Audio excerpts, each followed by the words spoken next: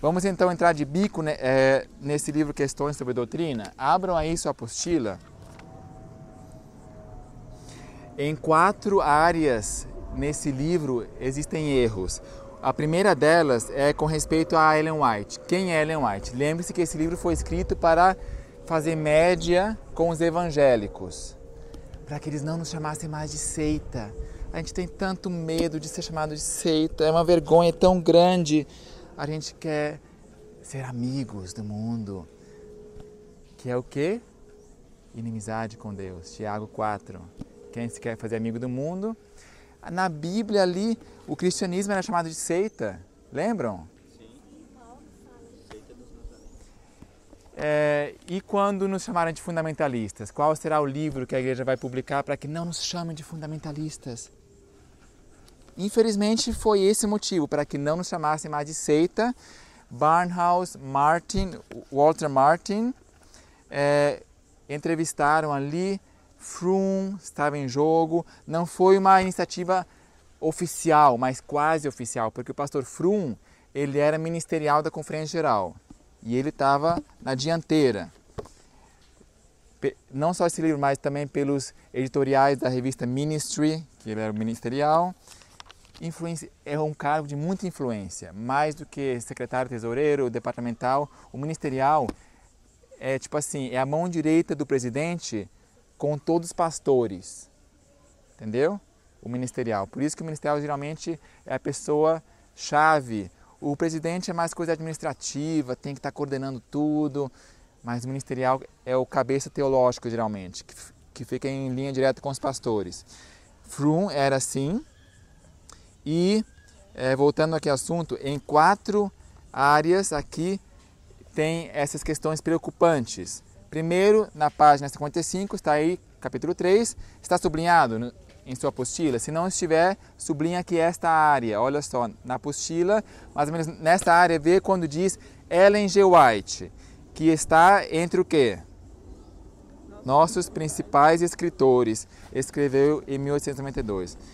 Ou seja, eles definiram Ellen White em poucas palavras. Ellen White, aliás, quem que é Ellen White? Ela é uma das nossas principais escritoras. Eu pergunto, ela é ou não é uma das principais escritoras? Ela é.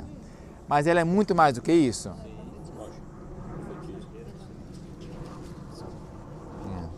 Ela é muito mais do que isso. Tá? Então, continuando, próxima página. Página 73 do livro Questões sobre Doutrina. Tá? Eu tirei xerox, por isso que tem a apostila aqui.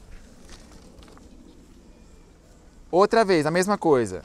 Isso tem sido expresso de forma clara por um de nossas mais preeminentes escritoras. Acharam aqui? Se você não tem lápis ou alguma coisa para escrever, aqui em frente tem, se você quer sublinhar ou escrever alguma coisa. Mas, por favor, passe por trás para não atrapalhar a câmera. Aqui a Yara vai dar para vocês. Olha só, aqui, ó. Ellen White, quem é Ellen White? É uma de nossas mais preeminentes escritoras. Definiu. Só que esse livro, ele não foi divulgado para dar para os evangélicos. Para quem que foi dado esse livro? Para a igreja. A maior parte foi dada, começou com uma tiragem pequena. E até por isso que o pastor Herbert Douglas diz, por isso que ele não se preocupou muito no começo em fazer preocupação. Ele achou assim, ó, é melhor não falar nada, porque se fizer alvoroço, aí que o pessoal vai acordar e vai estudar, e a igreja vai impor sua posição, entendeu?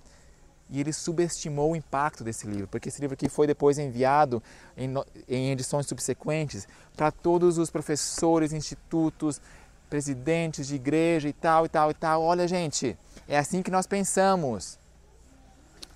E teve uma pessoa, um herói, que ficou firme, alertando para sutil... Olha, gente, Satanás, ele é inteligente ou não é? Sim. Ou ele está numa caverna lá, sentado, fumando maconha, assistindo CNN? Satanás é terrivelmente inteligente e foi fazer guerra contra quem? Contra aqueles que guardam o mandamento de Deus. Então, ele foi fazer guerra contra nós, Igreja Adventista.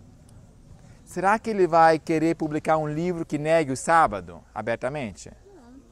Que negue a criação abertamente? De jeito nenhum. Como é que foi a tentação de Eva? Ah, é assim que Deus disse, não comereis de toda a árvore?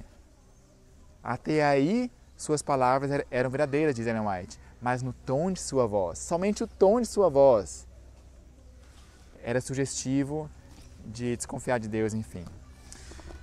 Tá, então, esse livro aqui foi dado para Adventistas, ó, Ellen White, a gente vê assim, é uma de nossas mais preeminentes escritoras. Ou seja, Adventistas, quando vocês forem pregar, não mencione Ellen White de púlpito. Não fala que ela profetiza, para não escandalizar eles. É um segredinho aqui entre nós. Não fala que é profetiza. Essa é a mensagem com esse livro, entendeu? Ó, para os evangélicos, é por isso que a gente escreveu aqui, para não escandalizar. Eu respondo, nós temos que nos orgulhar de termos uma profetisa, é verdade ou não? É um privilégio, é uma das características do povo remanescente, os que guardam o mandamento de Deus e têm o testemunho de Jesus, que é o espírito de profecia, não é o dom de profecia que é a característica, como diz o Nisto Cremos, é o espírito de profecia. E o Nisto Cremos é consequência desta interpretação, desta cosmovisão desse livro, que o Nisto Cremos nasceu depois, e as crenças fundamentais também. No voto batismal, se não me engano, tem isso. Ou é nas crenças fundamentais, você lembra? Se diz o dom de profecia no voto batismal ou é nas crenças fundamentais? No voto batismal também tem. Nas crenças fundamentais tem e também no voto batismal. Um dos dois. Você crê no dom profético, tem os dois. Ok. Isso. Muito obrigado. Vamos avançar então, próxima página. Eu estou mostrando tipo assim, o ideal seria que vocês ouvissem o áudio do pastor Colin Standish, tem tradução para o português. Ele foi presidente da Universidade Adventista atual de Washington. Quando ele quis mudar esse instituto para o campo, estava quase conseguindo o voto, mas por 1 ou 2 votos não foi votado a favor e hoje continua na cidade. E ele se chamado de Deus para ir para o Weimar Institute, que hoje é da Amazing Facts, ou parceria com a Amazing Facts, do pastor Doug Batchelor, e depois fundou seu próprio instituto, Heartland Institute, na costa leste, lá perto de Washington. Tá. Próximo, capítulo 9 aqui, página 98 do Nisto Cremos. Sobre Ellen White. Quem é Ellen White? Olha só. Aqui eles falam, tem uma perguntinha e depois, ponto 1, Ellen White não é uma adição ao cânon. Tudo bem, a gente concorda. Ponto 2, nós não julgamos que Ellen White é de aplicação universal como é a Bíblia, mas particularmente se destinam à Igreja Adventista do Sétimo Dia. Eu pergunto, a Ellen White escreveu livros que são de aplicação universal e muitos deles, como Grande Conflito, Caminho a Cristo, Parábolas de Jesus, Educação e Ciência do Bom Viver? Foi para público não adventista que ela escreveu isso. Muitos para comportores também, se não me engano, a série Conflito, para ser vendidos a não adventistas. Tem aplicação universal, sim senhor, mas aqui é uma afirmação geral. Nós não julgamos que é de aplicação universal. Ponto final. Sim, é verdade que a Ellen White tem trechos que não são de aplicação universal. Tem trechos bem específicos. Olha, fulano, isso as cartas. Fulano, faça isso. É aplicação específica e às vezes restrita a um caso super específico, ou só para a igreja mesmo, só para o presidente da igreja Adventista Sétimo Dia, por exemplo, que não haja somente um presidente, mas que hajam aí formas de divisões. Mas muita parte é geral, é universal. A Bíblia também tem partes que não são de aplicação universal, por exemplo, quando diz que não era para guardar o maná para o dia seguinte. É a aplicação universal para nós hoje? Não, talvez tenha um significado que a gente pode aproveitar em cada verso, mas em primeira linha a aplicação era para aquele tempo. Tem textos mais específicos também na Bíblia. Tá. Aí na página 98 tem um comentário aqui que eu escrevi que está cortado aqui, ó. Mas eu vou ler para vocês. A resposta prévia aqui, é isso que cortou. Deixa de mencionar que o mesmo Espírito que inspirou a Bíblia a inspirou. Assim, nesse resumo inicial, pelo menos, porque os presidentes de associação e união de igreja, pastores, não têm tempo de ler tudo. Geralmente eles vão mais nos tópicos principais. Aqui nesse resumo, eles são unilaterais. Falam, não, Ellen White é menor, não é cânon, mas eles não falam que é o mesmo Espírito que inspirou a Ellen White inspirou a Bíblia também. Isso aí seria o outro lado da moeda, não mencionam isso. Próxima página, 99. Olha só.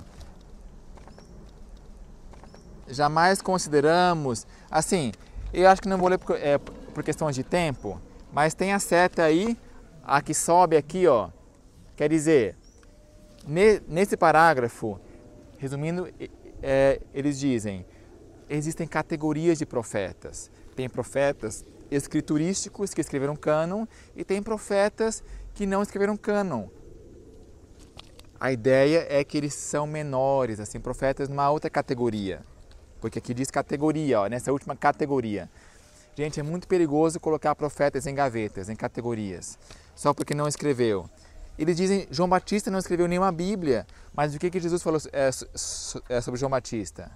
Que ele é o quê? O maior nascido de mulher, e não escreveu nenhum verso bíblico. E é nessa categoria que está João Batista também, Ágabo e Silas, ó. E é nessa categoria que nós consideramos Ellen White, ou seja, inferior. Se subentende que está marginalizando, jogando escanteio, tá? João Batista parece marginalizado só porque ele não escreveu um livro do cânon. Por que categorizar os profetas? Por que não simplesmente confirmar que ela é inspirada e ponto final?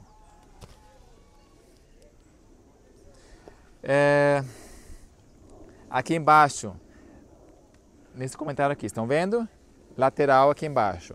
Na Conferência Geral de 1985, a igreja mudou o voto batismal, tá aí a resposta, número 8, de espírito de profecia para dom de profecia, dizendo que é isso que caracteriza nossa igreja remanescente, que Ellen White não é espírito, porque espírito, eles acham que é uma arrogância chamar Ellen White de espírito de profecia.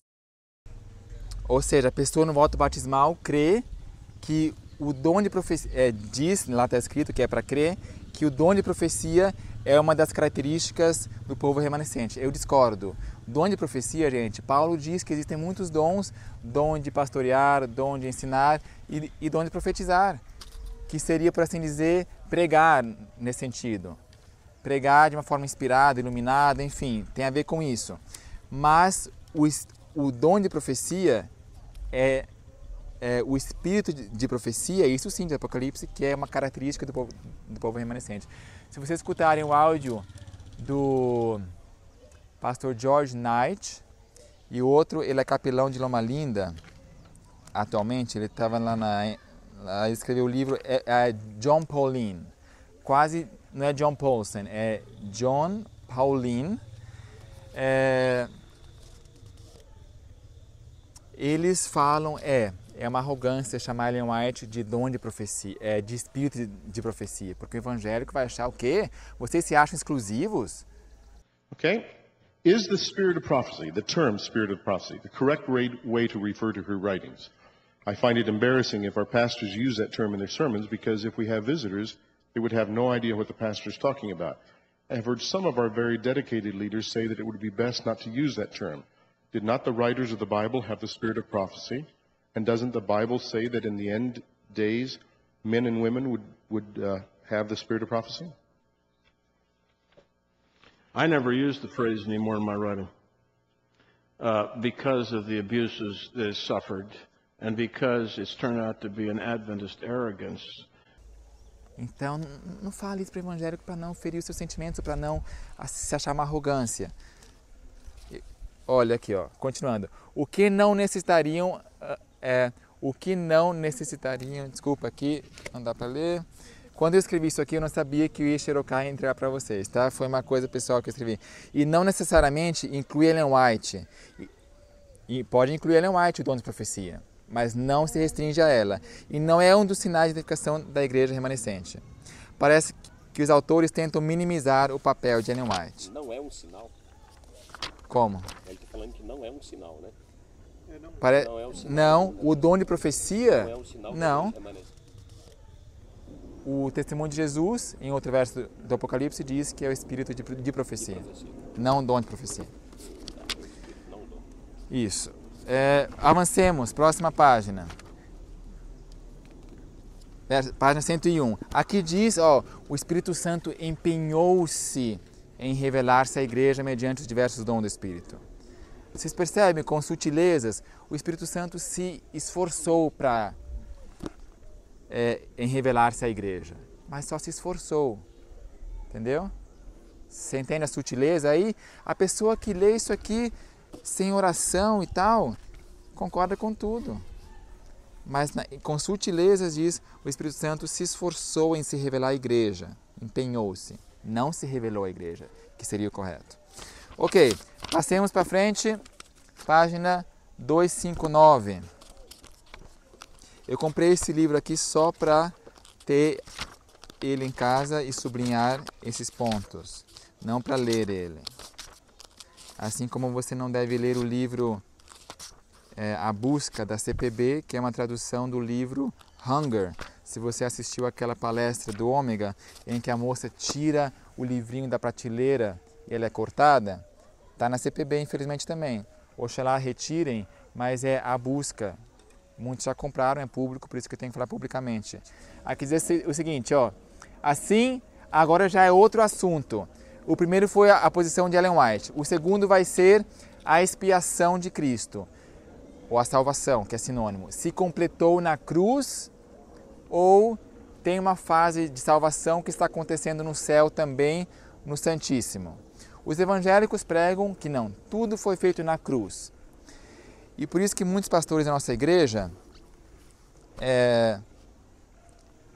de uma forma sutil, exaltam muito a Jesus, o que eu concordo. Jesus é Deus, eu não tenho dúvida nenhuma de quem é Jesus. Eu digo, exaltam sobremaneira a cruz no sentido de é ali que Jesus fez tudo por nós. Ele já vindicou o caráter de Deus para o universo, já mostrou que é possível parar de pecar, só Ele fez tudo e nós estamos só nos benefícios agora disso, estamos assim quase que no vácuo dele. Jesus fez tudo. Tá? O incomparável Cristo, ele não tem comparação, nem tente chegar perto, que não há comparação. E coisas assim. Ou seja, esse capítulo aqui fala sobre a expiação sacrificial provida e aplicada. Eles creem que foi provida na cruz, a expiação se encerrou na cruz, a salvação, e que quando Jesus entrou no Santíssimo, não é na verdade uma coisa essencial para a salvação, mas só vai aplicar os méritos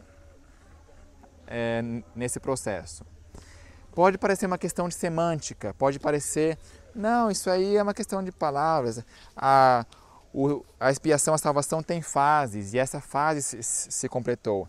Mas a história demonstra outra coisa, a ênfase em sermões, tá? Que se tem minimizado 1844. Muitos pastores, não, isso aí não se prega mais. Você pode perceber quando foi o último sermão que você escutou sobre as 2 tardes e manhãs, provando que Jesus está no Santíssimo, esse tipo de assunto. É raríssimo. A história demonstra que isso aqui não é só uma questão de semântica. Mudou a ênfase em nossa igreja. Quero colocar no site. O grande sacrifício havia sido oferecido e aceito. E o Espírito Santo, que desceu no dia de Pentecostes, levou a mente dos discípulos do santuário terrestre para o celestial, onde Jesus havia entrado com seu próprio sangue, a fim de derramar sobre os discípulos os benefícios de sua expiação.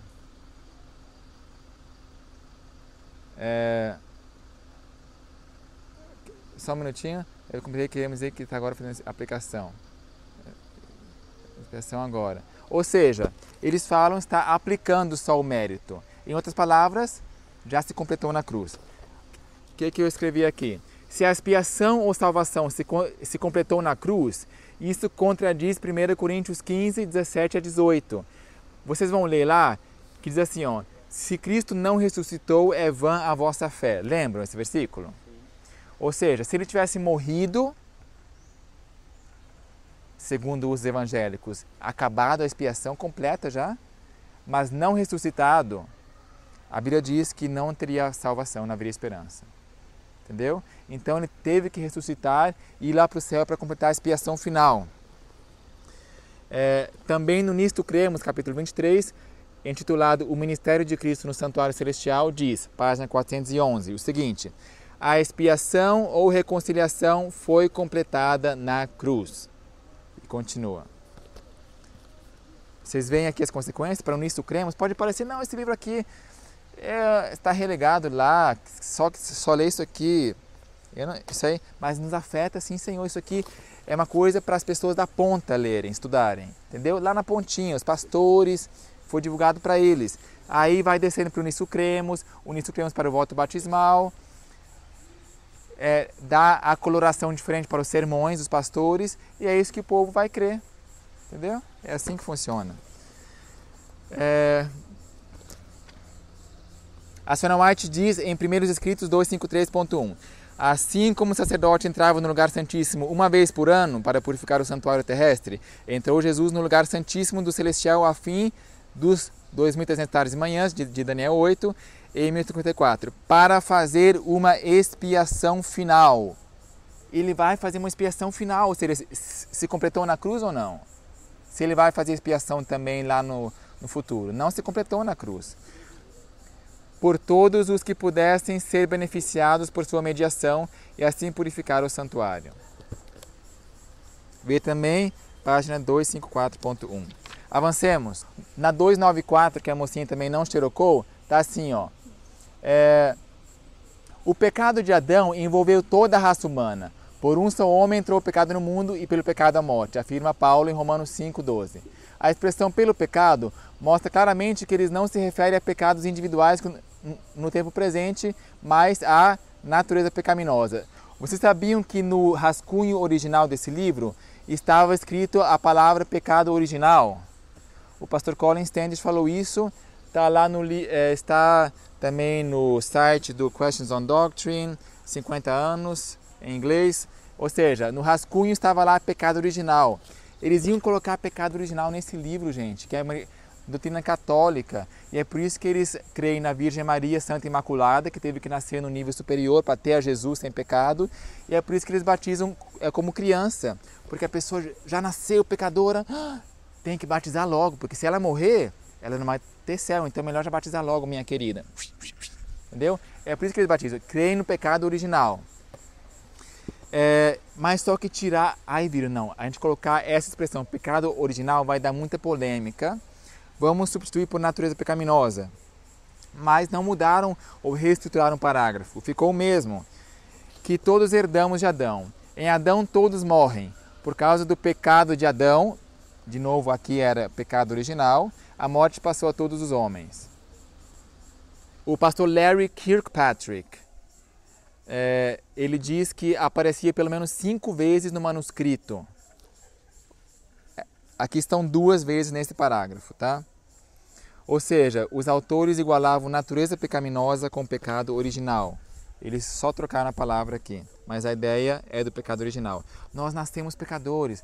Já viram a expressão seguinte, ó, o pastor Bullion costuma muito falar assim, você não é pecador porque você peca, mas você peca porque você é pecador. Eu lembro que ele falou isso. Pode conferir lá, tem muitos sermões deles online. Morris Venden, infelizmente. Gente, nós não queremos aqui ter espírito de criticismo, tá? Mas nós temos que, como foi uma coisa pública, mencionar publicamente. Timóteo diz, aqueles que pecarem publicamente, repreendam publicamente para que temam.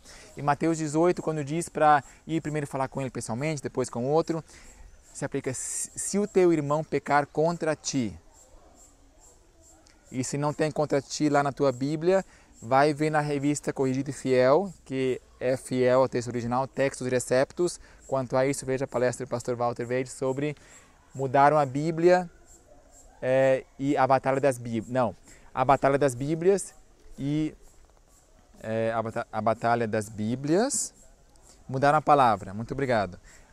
Aí ele vai citando o porquê dos manuscritos, tá? Texto original, pesquisa lá. Então, é por isso que não queremos acusar, apontar dedo. Mas nós queremos ter um espírito de orar por eles também. Não vamos deixar de orar por eles, mas também falar a verdade com amor. Olha só. Agora sim, está na página que vocês têm aqui de novo. 295. Da parte de Adão, todos herdamos a natureza pecaminosa. Somos todos, vírgula, agora abre aspas, por natureza, filhos da ira. Fecha aspas. Gente, isso aqui é indesculpável. É fazer violência ao texto. Começar uma frase deles mesmos e na mesma frase colocar um sentido diferente daquele contexto. Olha só, sobre quem que fala os filhos da ira? Em Efésios 2:3. Abra a sua Bíblia se você trouxe. Efésios 2:3. Quem são os filhos da ira? Será que somos todos filhos da ira? Vamos lá ler em Efésios 2. Se você ler o verso 1 e 2 vai ajudar. Mas se você ler o verso 3 já vai responder. Sim, por favor. Entre os quais todos Pode ler. também antes andávamos nos desejos da nossa carne, Antes. da vontade da carne Aham. e dos pensamentos, e éramos por natureza filhos da ira, como os outros também. Olha, éramos, né? A Bíblia diz, aqui diz somos. Ou seja, eles generalizam e falam, mesmo o convertido, somos todos filhos da ira. A Bíblia diz não. O convertido não é mais filho da ira. É adotado. Fala do velho homem. Isso, o velho homem. Olha só, então isso realmente é violência ao texto indesculpável, Efésios 2:3. Aí alguns citam Romanos 3. Não, que somos todos culpáveis. Aqui diz, você pode ler. Só que você tem que ler Romanos 1 e 2 para chegar ao 3. Paulo estava construindo o pensamento aqui, para você ver essa questão. Voltando rapidamente a somos todos por natureza filhos da ira, em Efésios 2 ainda. Aí alguns vão dizer, mas é por natureza, viu? Ou seja, nós nascemos assim. Só que, gente, por natureza não quer dizer inato. Natureza e nascimento pode parecer semelhante, mas não é igual. Natureza e inato. Por exemplo, em Romanos 2, verso 27, você vai ver que não é sinônimo, tá? Não podemos ler agora por questão de tempo. Rejeitamos o tormento eterno, mas estamos dispostos a aceitar a visão de Deus como um ser cuja ira se volta contra o recém-nascido. A gente fala assim, não, tormento eterno, de jeito nenhum, Deus é amor. É verdade, é verdade. Deus não vai fazer tormento eterno. Mas muitos aceitam o fato de que se um bebê morrer, mesmo bebês de inocentes,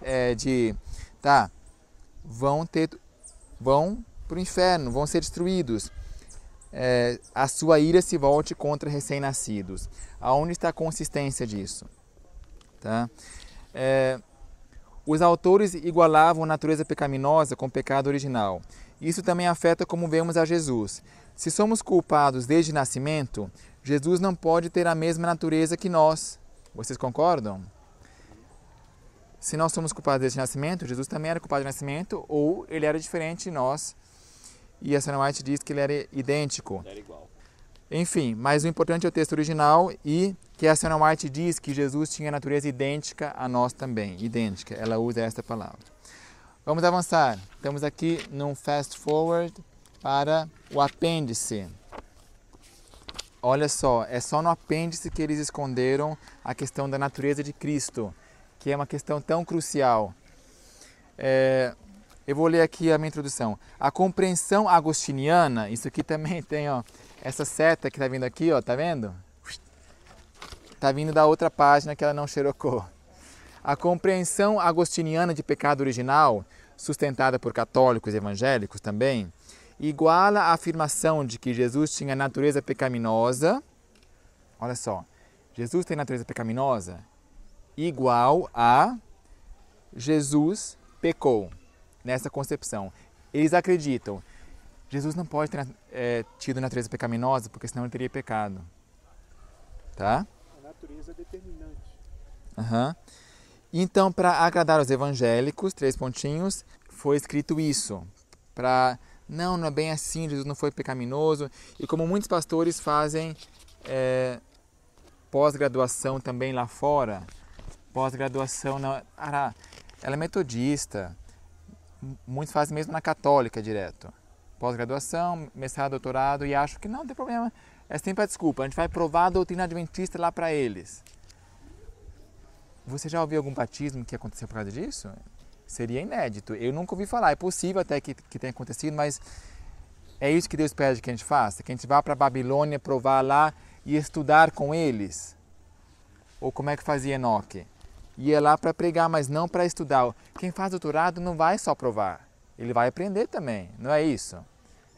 Doutorado é uma coisa que você vai não só falar, mas você vai ter que estudar, fazer pesquisa, se aprofundar e você vai ter o orientador que vai te conduzir.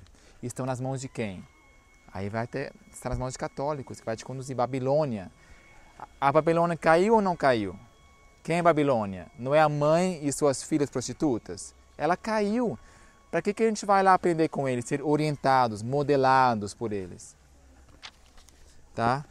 Olha só, a mesma premissa diz que pecamos porque somos pecadores e não o contrário. Mas isso é um erro. Enquanto herdamos de Adão carne pecaminosa e sua tendência para pecar, a decisão de pecar em atos ou pensamentos ou ceder ao egoísmo é pecado. Tiago 1, lá a gente leu sábado também, Tiago 1, a cobiça nos atrai, nos seduz e uma vez tendo concebido, dá luz ao pecado. Ontem eu falei a seguinte frase, egoísmo não é pecado, e pode ter chocado alguns. O que eu quis dizer é, o egoísmo é pecado se for aplicado, se você decidir ceder ao egoísmo, entendeu? O egoísmo é um conceito abstrato, que é uma força inerente em nós. Se eu decidir ceder ao egoísmo e cometer uma atitude, um ato ou um pensamento egoísta, acariciado, isso vai se tornar pecado, concebido. Não você ter egoísmo, essa força que te puxa. Você vai orar, Senhor, Tu vais me dar força para vencer. Porque diz em Judas 24, aquele que é poderoso para nos guardar de tropeços. Ele é poderoso. E vai me guardar de não continuar mais pensando ou agindo de forma egoísta agora. Então você não pecou. Ser semelhante a irai-vos e não pequeis. Exatamente. E a mesma coisa que a cobiça. Você pode ser tentado a cobiçar uma coisa, mas não. Tá? Resisti-lhe e o diabo se afastará de vós. Existe tradução, Daniel, que em vez de estar cobiça, que é por causa do nosso mau desejo. Tem tradução que está mau desejo em vez de cobiça. Interessante. Seria interessante saber o que diz também aqui em James, mas quem sabe é isso. Obrigado. Na lição de Tiago está até essa referência. Isso. É o nosso mau desejo. Certo, muito obrigado. A lição de Tiago realmente confirma que pecados são atos e não estado. E ele comenta na página 31, ter natureza pecaminosa não é pecado. Página 31 da lição de Tiago, lição de professor. Muito obrigado. Alguns se perguntam, e eu também até pouco tinha essa dúvida, tá, mas se Jesus tinha carne pecaminosa, ou seja, não somente a possibilidade de pecar, mas ele tinha não corrupção, que nós temos, mas carne pecaminosa. Inclinação, muito obrigado. Isso, carne pecaminosa também. Se não me engano, naquele livro lá, Tocado por Nossos Sentimentos, todo o livro está devotado a esse assunto. Eu li, sublinhei, marquei tudo que a senhora White diz lá, realmente é muito bom. Também diz a Carta Baker. Nesse livro está à venda lá nesse standzinho, Tocado por Nossos Sentimentos, o pastor Edmund escreveu, ele é da obra, presidente, não sei o que, confiável. Olha só, eu estava falando sobre o que mesmo? Sobre a questão de... Tradução, inclinação, natureza pecaminosa. Inclinação. Tá. Um exemplo. Eu tenho a convicção de que falar nossa como exclamação de admiração é uma coisa que, não sei se é pecado ou não, mas tipo assim, é um costume que eu quero me tornar cada vez mais puro em nossa linguagem. Não é assim que a Bíblia diz? Cada vez mais puro. Quem domina a sua língua, domina tudo, porque é difícil dominar a língua. Mas graças a... Por quê? Eu acredito que é errado. Você falaria assim, Baal. Em vez de nossa, você falaria Baal. Não. Baal. Ou você falaria assim, Axera, Deus pagão. Não. A gente se assusta com isso. Mas a Nossa Senhora Aparecida é um Deus cristão ou não é? É um ídolo. É a padroeira do Brasil, a Nossa Senhora não sei o quê? Sim. É a padroeira do Brasil, é um ídolo. Físico. Explícito lá. E a gente fala, nossa, quando Saul chamou o morto, que era Samuel, quem que apareceu? Quando Saul chamou o morto lá, lembra? Que ele invocou, foi na feiticeira? Quem que apareceu de verdade? Foi Samuel? Não. Não foi Samuel, foi um espírito mau. Então, quando nós falamos o nome de um ídolo, mesmo que cristão, que tipo de anjo isso atrai? O do bem ou do mal? Mesmo que seja abreviado. Ah, não, é só a primeira palavra, a última eu não falo. Sabe? Ou então falar, vixe, é a abreviação de Virgem Maria. Ou vsh, nó, sabe? Então, esse erro, que eu considero erro, a minha esposa e eu, nós já vencemos. Nesse caso, eu não quero me gloriar, não me entendo mal, eu só digo como é que funciona essa dinâmica, porque alguém pode parar de pecar em certa área. É possível? Então, é possível. Deus nos guardar de tropeço. Com a ajuda de Deus, ligado à videira, parei com a minha esposa de ter o costume de falar essa palavra. Já não tenho mais a corrupção nessa área, entenderam como é que funciona? Jesus não tinha corrupção. Ele não tinha esse vício, alguém que está viciado em drogas, quase que sem querer. Mas ele quer, na verdade, depende da ação, da vontade, mas é um vício, está viciado. Jesus não tinha vício nenhum de pecar, mas tinha a inclinação. Era como a gravidade. Por que essa folha cai? Tem a força da gravidade que atrai. Mas por que esse livro aqui não está caindo? Porque tem uma força oposta com a mesma, com o vetor de mesmo, esqueci o nome que já faz tempo que eu estudei física, intensidade. Ou seja, nós podemos não cair, mesmo que haja uma força para o mal. Jesus tinha essa força para o mal, essa tendência? Tinha, mas só que ele foi ungido desde nascimento. Eu tinha pergunta, mas por que Jesus não pecou quando criança? 6 anos, 7 anos, 8 anos, ele não pecou? Então, se ele tinha tendência? Não, porque ele estava ungido desde nascimento, diz lá a Bíblia, não diz? Aonde que diz? Acho que é Lucas, que diz ungido desde nascimento. Sim, ele mesmo falou, o Senhor me ungiu. O Senhor me ungiu, né? O Senhor me escolheu, ungiu. Uhum. Enfim, diz a Bíblia isso. Só não sei aonde agora, qual livro, mas por isso que ele não pecou. Então, ele tinha essa tendência. Última ilustração, olha só. A grama aqui, quando tem muito sol, ela fica bem juntinha e forte, não cresce tiririca no meio, concordam? Concordam que não cresce tiririca? Mas aqui, ó, tem muita sombra e tem matinho que não é grama, não tem? Tem matinho que não é grama. Ó, cadê? Não, ó, essa aqui é a grama. Mas aqui tem tem outro tipo de grama, já, tipo assim, tem essa grama aqui que é a esmeralda, que cresceu porque essa não conseguiu fechar. Aí veio a outra e a mais forte vence. Só que embaixo também tem sementinhas de tiririca que não cresce aqui se tivesse muito sol. Como tem muita sombra ou às vezes não tem muita água, a tiririca consegue crescer. Jesus tinha aquela sementinha de tiririca, tinha essa força, o potencial para pecar, mas só que não. A comunhão com Deus era tão cerrada, era tão forte, saudável, que com os mesmos recursos que ele venceu, nós também podemos vencer. Era forte que ele não pecou e nós também podemos não pecar com a sua ajuda, tá? Isso aqui é o resumo do que eu aprendi nesse livro Tocado por Nossos Sentimentos. E você vê o grande conflito na igreja, gente. O pastor Ted Wilson crê nisso. Sempre existe uma minoria que crê nessas coisas e você pode comparar, mesmo que você não concorde com a doutrina. Compare os dois grupos.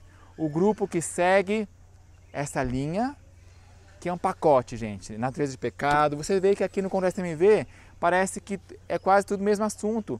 Fala sobre a natureza do pecado ali, aqui, vida no campo, está tudo entrelaçado. Aí você vê pessoas que seguem isso, que são chamados de dissidentes, perfeccionistas, pós-lapsarianos e não sei mais qual palavrão, e o outro grupo que é a igreja oficial ensina. Tem muitos sinceros lá, mas a tendência geral é qual dos dois grupos está se santificando, se preparando de verdade para o céu, tornando-se mais puro, abandonando os pecados, tendo mais comunhão com Jesus, sendo missionário. Pelos frutos os convertereis. Eu vi os frutos, gente. Pessoa tão cristã, você vê a aura da pessoa, você percebe as coisas espirituais se eles estarem espiritualmente. E eu percebi, Ó, quero estudar. Eu só vou aceitar se estiver escrito. É óbvio, porque Satanás também pode ser bondoso e cortês. Então eu vou estudar. Então estudando, sendo bereano e orando, viu? Muita oração. Tiago 1 diz, quem sabedoria, peça a Deus. Eu fui vendo, descobrindo. E ó, é possível que você com essa palestra não se convença. Tenho falta de argumento, às vezes não sou teólogo, não tem aquela expressão, ele não sabe o que está falando, usou a expressão errada aqui. É verdade, pode ser.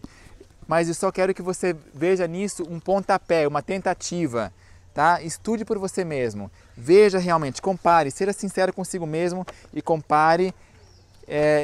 Se você sabe inglês, tem tanta coisa boa. Na internet coloca assim, Questions on Doctrine 50 Years, 50 anos, que você vai ver ali a relação dos áudios e apostilas. Eu vejo no pastor Colin Standish, no pastor Russell Standish e pastor Larry Kirkpatrick, pessoas fiéis. É a minoria, mas sempre foi e é assim que tem que ser sempre, infelizmente. É a minoria que está mostrando aonde estão os erros. Os outros falam, não é tão grave. Afinal de contas, foi por um bom propósito. Eu escutei quase todos os áudios lá, mesmo dos que eu discordo, já sabia qual a posição dele, eu escutei. Mas realmente, então estude, tá? Ouça esses áudios em oração. Tem essa apostila aqui, tem muito material, Congresso MV, do IEST, ouça esses áudios ali do Questions on Doctrine também, tá?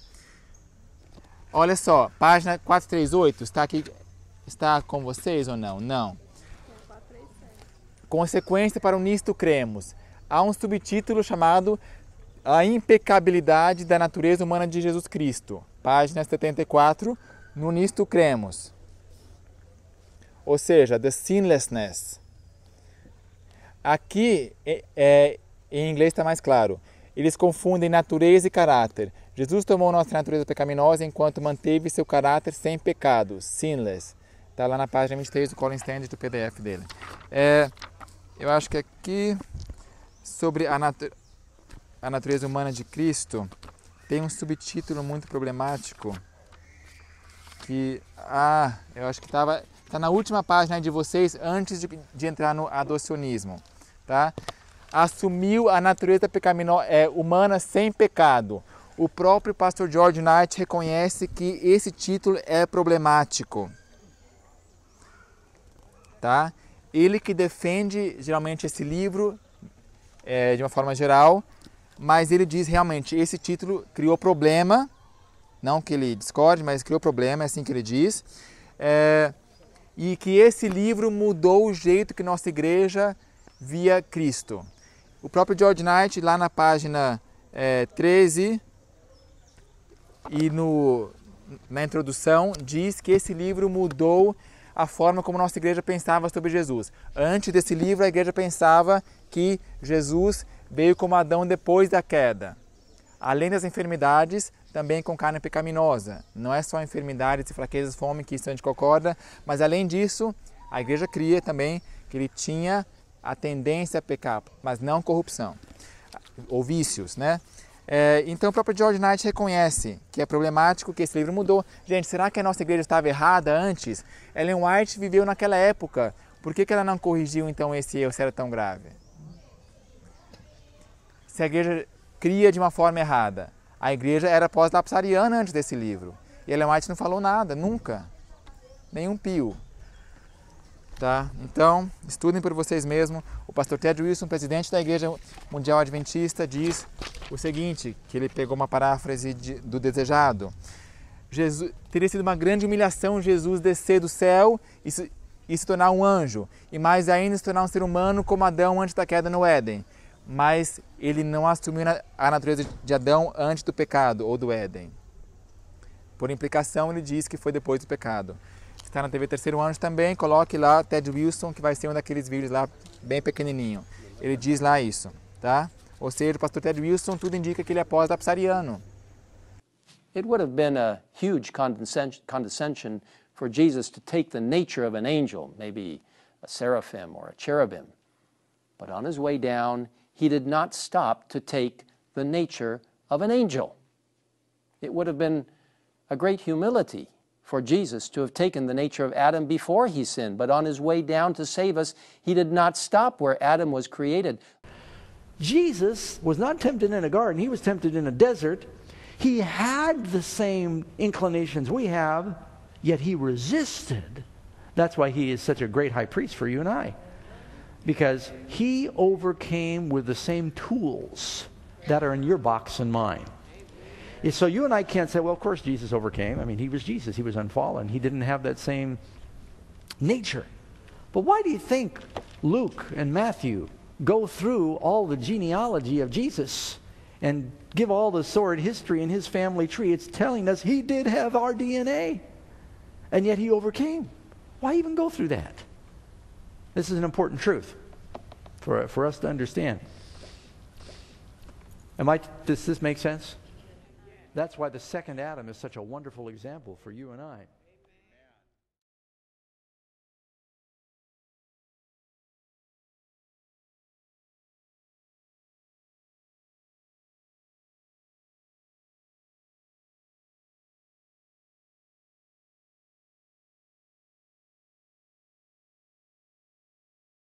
Essa mania de querer ficar apontando, etiquetando, isso aqui é espírito de papismo. É mão pesada. Ellen White advertiu muito contra a mão pesada. De querer disciplinar alguém porque crê numa coisa que não vai contra, pelo contrário, está a favor do que diz a Bíblia e a senhora White. E não vai contra nenhuma doutrina fundamental. Gente, olha só. Vamos resumir aqui a carta Baker. Vamos agora passar para a carta Baker. Eu tenho que resumir porque já estamos bem avançados no tempo. Quem que foi Baker? Eu vou falar rapidinho, a gente vai ler. Baker foi um missionário para o qual Ellen White escreveu uma carta. Ele estava na Tasmânia. Ellen White tinha trabalhado na Austrália, na Tasmânia, fica lá perto, no Pacífico. E Ellen White escreveu uma carta para ele, ó. Querido Baker e tal. E aqui, vamos ler juntos. Eu traduzi isso aqui do Art State, está no EGW, Ellen G. White Writings.org, que é tipo o aplicativo de Ellen White, só que na internet. EGW Writings, que é escritas.org. Baker, com 10 anos de idade, se afiliou à Igreja Adventista do Sétimo Dia com seus pais. Aos 24 anos, ele foi empregado pela Pacific Press e 5 anos mais tarde, ele foi enviado à Austrália para trabalhar na obra de publicações. Depois de alguns anos, ele foi transferido para trabalhar no evangelismo. Em 1895, Ellen White escreveu que esse importante testemunho de 19 páginas para ele. Ele estava na Tasmânia. 2 anos mais tarde, ele se tornou o presidente e tal. Olha só, pulando aqui, fala que depois dessa carta, ele continuou fiel na igreja. Tudo indica que ele aceitou o conteúdo dessa carta, não se apostatou. Tudo bem, tá? Por que eu estou trazendo essa carta a Baker? Porque tem 3 parágrafos que estão em português, o resto está em inglês, mas esses 3 parágrafos são usados para falar que Jesus foi como Adão antes da queda, que ele não tinha tendência. Então, como conciliar? Se a senhora White diz que ele tinha tendência, ele tinha carne pecaminosa, que tinha natureza idêntica a nós, mas não tinha tendência, então como conciliar? Aqui está uma tentativa. Eu não quero dizer com isso que a minha resposta é final e a solução para tudo, mas eu digo, é uma sugestão que eu também não partiu de mim mesmo.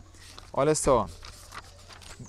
Querido irmão Baker, aí a carta começa, vamos já virar a página. Aqui não tem nada de relevante para nós agora. Nesse momento, quando chega irmão Baker, acharam? Está aqui embaixo, irmão Baker. Encontraram? Tudo bem? Olha só. Irmão Baker. Evite toda questão relativa à humanidade de Cristo que esteja sujeita a ser mal entendida. Alguns já param, então é melhor não estudar nada de humanidade, não quero nem saber. Ellen White falou para evitar, então... Só que em outra parte, a senhora White diz, é um assunto muito precioso, é a cadeia de ouro que nos liga ao céu, é um assunto que tem que ser estudado, né? Então, olha só, evite toda questão, ela não fala para evitar estudar, evite toda questão que seja sujeita a ser mal entendida. A verdade e a suposição estão muito próximas uma da outra. Ao tratar da humanidade de Cristo, você deve vigiar ao máximo cada afirmação para que suas palavras não sejam interpretadas como significassem mais que sugerem. E assim você perca ou anuvie a clara concepção de sua humanidade e tal. Agora só, seu nascimento foi um milagre de Deus.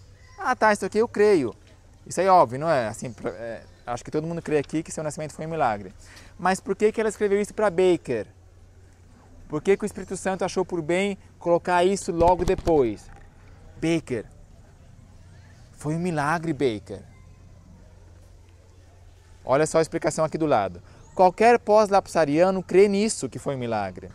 Tem que haver alguma doutrina diferente aí na qual Baker estava crendo e contra a qual Ellen White estava advertindo. O adocionismo prega que ao nascer, Jesus não era filho de Deus, que nasceu de uma mulher de maneira igual a todos os homens, ou seja, o homem José e Maria tiveram relações sexuais e nasceu Jesus. Jesus cresceu e foi crescendo, tal, pode ter pecado até, mas era tão santinho, era tão bonzinho, que Deus escolheu ele para ser o Messias, o Filho de Deus. E quando ele se batizou, como qualquer pessoa se batiza, quando saiu da água, Deus o escolheu. Você, hoje te gerei. Pegam esse verso. Tá? Então, eles creem nisso. Eu não concordo com isso, mas os adocionistas creem nisso. E aqui é uma evidência que ele cria nesse adocionismo. Vamos ver mais evidência no futuro. Esse feito não havia tido nenhum significado teológico. Ah, tá. Ou seja, leiam aí depois. Aqui está a definição de adocionismo que eu peguei da Wikipédia. Tá? Copiei, não escrevi nada a mais, peguei a parte relevante e colei aqui. Adocionismo, algumas vezes tal, diz que Jesus nasceu humano e depois se tornou filho de Deus, não por nascimento. Se ele diz que foi virgem, isso aí quer dizer que foi virgem, uma moça pura, não é bem virgem no sentido físico da palavra. Eles dizem, né? Continuando a carta Baker. Agora, olha só, o coração aqui dessa parte, inclusive esses 3 parágrafos estão em português pelo comentário bíblico Adventista Sétimo Dia. E no Parousia você vai encontrar isso. Só que aqui vem uma questão, outra violência ao texto que foi feito. Em português, até pouco tempo, estava assim, ó. Estava no singular, estava no plural. Voltando aqui a página, desculpa, aqui há muita folheação. Quando diz irmão Baker, eles tiraram isso aqui no Brasil, na CPB, infelizmente, e cortaram essas 2 palavras. E estava assim, ó, evitem, a frase começa, gente, evitem, igreja, evitem. Tira o contexto que não é igreja, que ela escreveu para uma pessoa, tá? Foi direcionado aqui. Continuemos. Primeiro parágrafo. Estas palavras não se referem... Quais palavras? Voltando aqui, a palavra que o anjo falou. O Espírito Santo vai te cobrir. Ou seja, foi um milagre. Essa é a ideia. Essas palavras que o anjo Gabriel falou não se referem a nenhum ser humano, exceto o Filho do Deus infinito. Ou seja, comentário aqui em cima, ó, à direita. Não nasceu de homem e mulher, Baker, em outras palavras, entendeu? Não é nenhum ser humano, exceto o Filho do Deus infinito. Nunca, de nenhuma forma, deixe sobre a mente humana a mais leve impressão de que repousou sobre Cristo qualquer mácula de corrupção ou inclinação para a corrupção, ou de que ele tenha, de algum modo, cedido à corrupção. Aí, ele foi um ente santo, é verdade, concordo. A encarnação é um mistério, concordo. Aí, mais para baixo, diz assim, ó, as coisas reveladas pertencem a nós, mas esteja de alerta contra o tornar Cristo totalmente humano, como um de nós. Gente, você tem mãe e pai? Tem mãe e pai. Jesus não teve mãe e pai no sentido biológico. Teve mãe, mas teve pai não no sentido biológico. Não foi concebido com espermatozoide humano, como um de nós. Pois isso não pode ser. Tá? Aqui está a explicação. À direita, não vamos ler agora por questão de tempo. E também aqui, quando diz, ó, nunca de nenhuma forma deixem, estava em plural. Mas só que, felizmente, no comentário de Ellen White da lição de Escola Sabatina, eles já mudaram. Talvez foi um e-mail que eu escrevi para eles, oxalá, não importa que seja eu ou não. O importante é que tenha sido corrigido para deixe, no singular. tá? Eu só queria mencionar isso para não ser imparcial. Quero mencionar e fico feliz quando se corrige esses erros. Nós acharam, não nos é necessário, acharam? Não nos é necessário saber o momento exato em que isso pode, em que a humanidade se combinou com a divindade. Por que ele escreveu isso? Não é necessário saber o momento exato, ou seja, se foi no batismo, se foi por ocasião da apresentação no templo com Zacarias, não importa quando que ele se tornou, quando que o divino sobre ele. Não é necessário saber quando. Aparentemente ele estava tentando saber quando que foi isso. Adocionismo. Não nos é necessário saber. Ok, próximo parágrafo. Percebo que há perigo na abordagem de assuntos que tratem da humanidade do Filho de Deus infinito. Ele humilhou-se a si mesmo. Gente, os pós-lapsarianos creem que ele se humilhou até mais do que os pré-lapsarianos. Se humilhou não só como Adão antes da queda, mas se humilhou mais ainda, como Adão depois da queda, com tendência, além de fome, tudo, já falei. Mas só que o adocionista não crê que ele se humilhou, pelo contrário, só foi crescimento. Ele nasceu como homem e mulher, como eu e você, e a partir daí, em algum momento, ele foi escolhido como filho de Deus, foi exaltado. Por isso que ele escreve, não, ele se humilhou, entendeu? Ela não está escrevendo, tudo indica para pós-lapsariano, para dizer que tal. Não, ele se humilhou, Baker, a si mesmo, quando viu que tinha tomado a forma humana e que poderia compreender a força de todas as tentações. Pulando aqui para baixo, ó, em nenhuma ocasião, acharam? Depois vocês leem com calma, a carta está na íntegra, eu não quero esconder nada de vocês, não quero pular para ser imparcial, para ser unilateral, eu só estou pulando por questão de tempo. Em nenhuma ocasião houve reação favorável às suas múltiplas tentações. Olha só, nenhuma vez, em nenhuma ocasião. O adocionismo prega que Jesus, como qualquer criança e jovem, pecou antes de sua unção ou batismo. Crê que ele pode ter pecado quando era criança. Mas isso não teria desqualificado, porque ele era tão santinho como alguém que você conhece, que é realmente muito consagrado, mas que também já pecou, mas que Deus escolheu se ele pecou, entendeu? Por isso que ele mais diz, em nenhum momento ele pecou, em nenhuma ocasião, entendeu? Por isso que ela coloca isso junto com a humanidade e o Espírito Santo achou por importante dizer isso. Última parte da carta Baker que é relevante. A opinião popular. Ó, esse argumento é o mais convincente. E eu quero dizer que muita parte desses textos aqui do comentário eu peguei do livro Tocado por Nossos Sentimentos, que no apêndice é um material que não é do pastor Zurcher, mas é do pessoal, acho que Oliver, não sei do que ele me deu a permissão de usar isso aqui, peguei e copiei, que ele que tem o mérito disso, tá? Só para não querer parecer aqui que eu descobri isso. A opinião popular do que disseram os pais não ajudará no meu caso. Olha só, os pais, no maiúsculo está no original, pode conferir, está no maiúsculo. Pais é um termo, quando maiúsculo, é entendido como se referindo aos pais da igreja. E se você ver lá na Wikipédia aqui, tem pais da igreja envolvido. O adocionismo surgiu com os pais da igreja, entendeu? Então aqui diz, Ellen diz, ele não me interessa o que os pais dizem.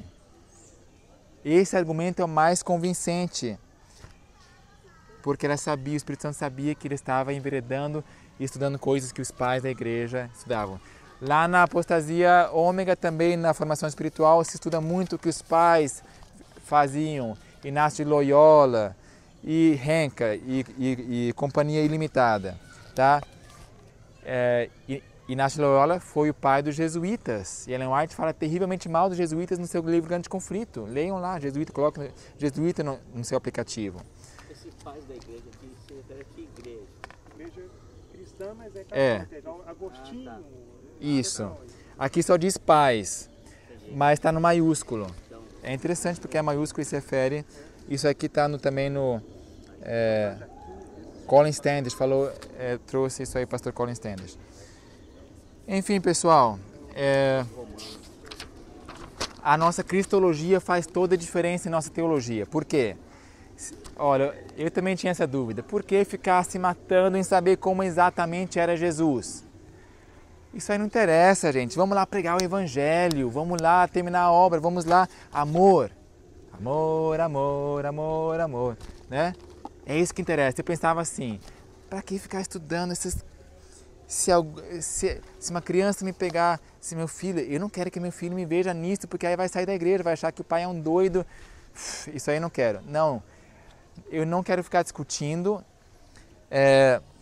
Não é minha intenção bater boca, é só defender a verdade. A nossa cristologia faz toda a diferença, sim, Senhor. Se fosse uma questão trivial, como por exemplo, qual vai ser a forma da Nova Jerusalém? Ficar discutindo se vai ser um cubo ou uma pirâmide, isso para mim não interessa. Isso sim não interessa. Mas quem é Jesus? Gente, é o nosso Salvador. Tem se dado muita ênfase no fato que é nosso Salvador, mas pouca ênfase no fato que ele é nosso modelo. Essa nova teologia diz muito, nosso Salvador, ele vai nos salvar, só que ele vai nos salvar dos nossos pecados. Entendeu? Não em nossos pecados. A importância da humanidade de Cristo para nós. Né? Lá em Mateus diz, Jesus significa veio salvar dos nossos pecados, para nos libertar dos pecados e não pecarmos mais. E a nossa cristologia, portanto, se Jesus venceu tendo um corpo igual a mim, agora vem um ponto-chave, ó. Para que serviu todo esse seminário? A aplicação para a nossa vida prática, para a nossa piedade prática. Se Jesus venceu tendo o mesmo corpo que nós, sem os vícios, mas o mesmo corpo que nós, então também... E a Sra. White diz que ele venceu com os mesmos recursos que nós podemos vencer. Então, nós podemos vencer e podemos parar de pecar. Lá vem o perfeccionismo. Eu não me importo com o título que me dão. Na Bíblia eram chamados de seita, tá? Qualquer nome não importa. Eu me importo não com o rótulo, mas com o assim diz o Senhor. Amém? Se em Judas 24 diz que ele é poderoso para nos guardar de tropeços, porque alguns dizem, não, você pode parar de pecar no sentido de rebelião, mas tropeçar, o pastor Amin Rodor, diz assim, ó, um dos principais argumentos dele é, nós vamos continuar orando, perdoe nossas dívidas, assim como nós perdoamos aos nossos pecadores, do Pai Nosso, até o fim dos tempos. Ele argumenta assim, vai chegar um ponto em que você vai parar de orar o Pai Nosso? Acho que não. Então, até o finalzinho na glorificação, a gente vai orar o Pai Nosso, então a gente vai ter pecado até lá. Vocês veem aonde que chega, aonde que tem que ir o argumento com alguma lógica humana, porque não tem um assim diz o Senhor? É uma lógica humana isso, não é assim diz o Senhor. Tá? Então a cristologia do pastor Amin Rodor, infelizmente, tem tudo isso aí que eu falei. Ele é a referência em nossa igreja, praticamente lá no NASP. Se vem um pastor meio questionável, é ele que mexe os pauzinhos por trás dos bastidores, tá? Falando, tal, tipo manda chuva. Infelizmente, tem esse espírito em nossa igreja, tá? Ele tem um sermão áudio, que é o Incomparável Cristo, e muitas coisas que ele diz são verdade. Mas se eu vejo coisas assim, que ele não diz a lei ao testemunho em muitas coisas, não há luz neles. Diz Isaías 8:20, no texto recebido. Não há luz nele. Então, eu não quero continuar lendo a cristologia dele, nem nada dele, ou escutando mais, porque não há luz nele. O que é mais perigoso? Eu te entregar aqui um potinho de ácido clorídrico para você beber, ou eu entregar um suco de laranja com uma gotinha de um veneno mortal, letal, só uma gotinha. Tá, eu sou teu amigo e tal, eu te ofereço isso não. Em outra ocasião eu te dou um suco de laranja. Qual dos dois você acha que é mais perigoso? Ele morrer dele? Qual dos dois é que ele vai aceitar, provavelmente? O suco. Porque 99% de verdade e um pouquinho de fermento que leveda toda a massa. Jesus comparou o pecado com fermento, tá? Então nós temos que ser atentos, vigia. Jesus falou, lembra? A igreja de, acho que Sardes, vigia, pois. Nós temos que vigiar a doutrina. Enfim, tem muitos versos, tá?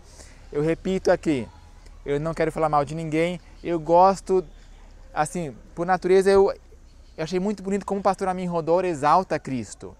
Ele é, em certo sentido, incomparável, no sentido de que Jesus é o Filho de Deus. Ele teve vitória, ele não pecou, nós pecamos. mas só que no sentido de que ele não é comparável, que a gente não pode atingir a meta, eu já não concordo. Ele é um modelo e nós podemos atingir o modelo. Nós teremos que permanecer sem pecado no tempo de angústia, quando não vai haver intercessor no céu. Lembra quando fala assim, ó, continue o pecador pecando, continue o santo fazendo justiça? Isso aí não é glorificação, isso aí vem antes da glorificação.